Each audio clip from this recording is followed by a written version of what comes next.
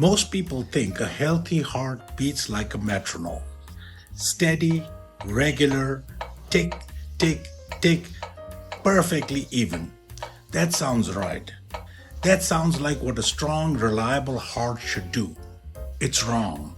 A perfectly metronomic heart, one with zero variation between beats, is actually a sign that something is wrong, that the body has lost flexibility, lost responsiveness, lost its ability to adapt. A healthy heart beats with variation, subtle millisecond level differences between one beat and the next. And the amount of that variation, that tiny, barely perceptible irregularity, turns out to be one of the most powerful windows we have into the health of your entire nervous system. It is called heart rate variability, acronym HRV, and it measures something that no other single number quite captures: how resilient you actually are.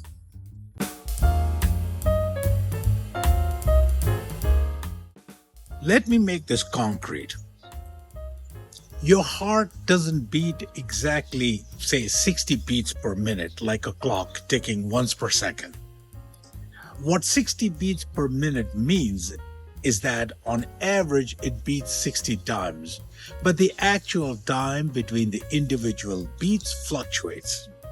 One gap might be 985 milliseconds, the next 973, the next 946. The heart rate variability, HRV, is the measure of those fluctuations. High HRV means the gaps vary a lot.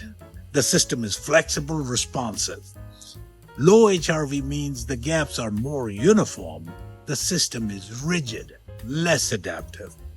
Now, why does that matter? Because those beat-to-beat variations are being orchestrated by your autonomic nervous system, specifically by the push and the pull between your sympathetic system and the gas pedal and your parasympathetic system, the brake.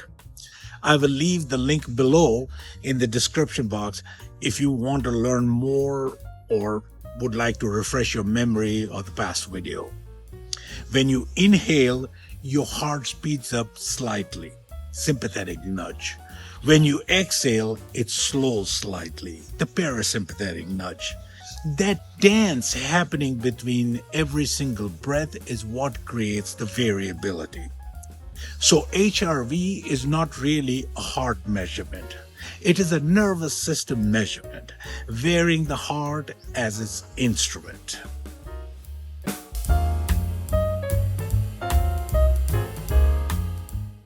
Here's the core idea, the one that makes everything else click. Resilience, real resilience, not the motivational poster kind, is the ability to respond appropriately to what's happening right now and then return to baseline. Be activated when activation is needed, be calm when calm is appropriate.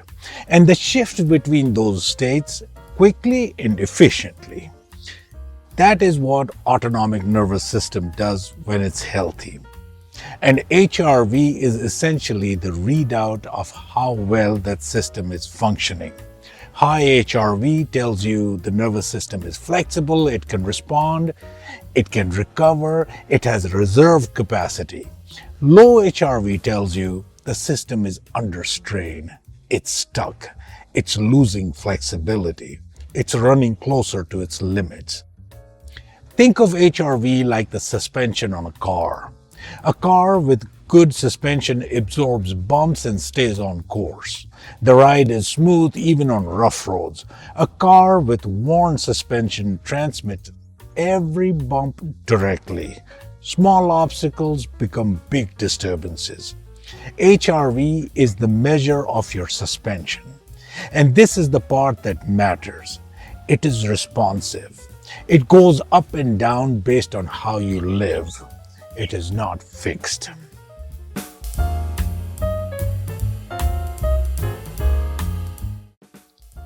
Now I want to be careful here because HRV has attracted a lot of hype, and I'm not going to overstate the science. Here is what is well established and I'm comfortable stating confidently. HRV is a real, validated physiological measurement. It has been studied seriously in clinical and research settings for decades. Not a wellness trend, a genuine science. Lower HRV is consistently associated in the research literature with higher cardiovascular risk, poorer stress recovery, and worse outcomes in certain mental health conditions. These associations are robust, and I'm not inventing them. Higher HRV is associated with better athletic recovery, more adaptive stress responses, and better emotional regulation. Again, consistent across a serious body of literature. One thing worth knowing, this number naturally moves around a lot day to day. It shifts with sleep, alcohol, illness, time of the day, even how you happen to measure it. So one single morning's reading isn't the full picture. What actually matters is the trend over weeks, not on any one number in isolation. The trend over time matters. A single number on a single morning means much less than over a period of time. I want you to understand the concept deeply.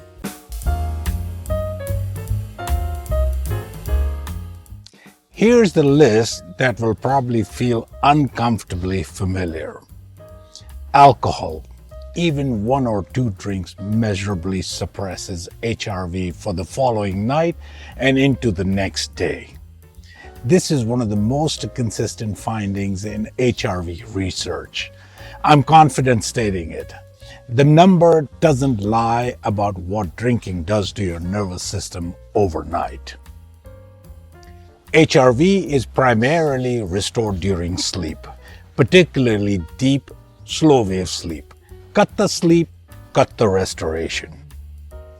Chronic psychological stress, not acute stress. The body handles that. Chronic, unresolved, low-grade stress that never fully clears. That keeps the sympathetic system gently pressed, the parasympathetic suppressed, and HRV trending down over time. Your HRV drops noticeably when you're getting sick, often before you feel symptoms. The nervous system registers the inflammatory load before your conscious awareness does. Sedentary lifestyle. Physical deconditioning reduces vagal tone, reduces the parasympathetic brake strength, and reduces HRV. Movement is not optional for this system.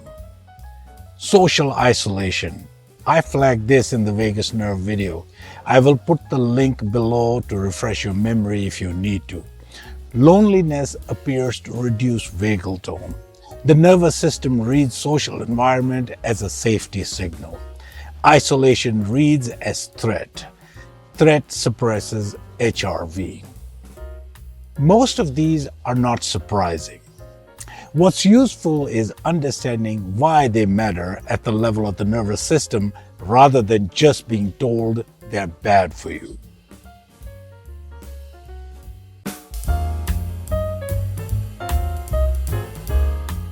The good news, and this is genuinely good news, the good news is that the list of things that improve HRV overlaps almost perfectly with the list of things that improve everything else about your health, which should tell you something about how fundamental this measurement is. Consistent aerobic exercise. This is the single most reliably documented way to improve HRV over time. Not extreme, consistent. 3 to 5 sessions per week of moderate intensity. The evidence here is solid. Slow, controlled breathing. To be precise, what's called resonance frequency breathing. Roughly 5 to 6 breaths per minute with equal or extended exhale. This directly maximizes the heart rate variability in real time and practice regularly appears to improve baseline HRV. The research on this is genuine. I'm not embellishing it. Sleep quality, not just quantity. Getting into deep, slow-wave sleep, the stage most disrupted by alcohol, late screens, and inconsistent sleep timing, is where HRV recovery happens most powerfully.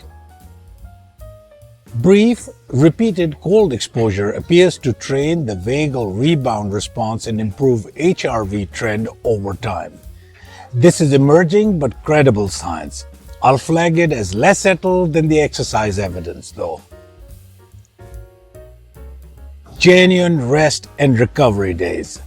If you're training athletically, HRV is genuinely useful here. A low HRV morning reading in trend context is a real signal your body hasn't recovered, and adding intensity will cost more than it returns. And social connection, again. I keep coming back to it because the research keeps pointing at it. Safety in relationship is not soft science. It is measurable in your nervous system.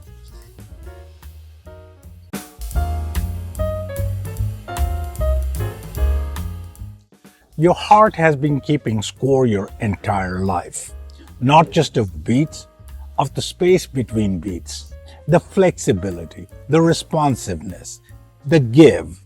Every hard week that didn't end in real rest, every night of poor sleep, every drink, every stretch of loneliness, every year of chronic stress without recovery built in, and every morning walk, every slow breath, every good night of sleep, every genuine connection, every day of nervous system was given room to restore.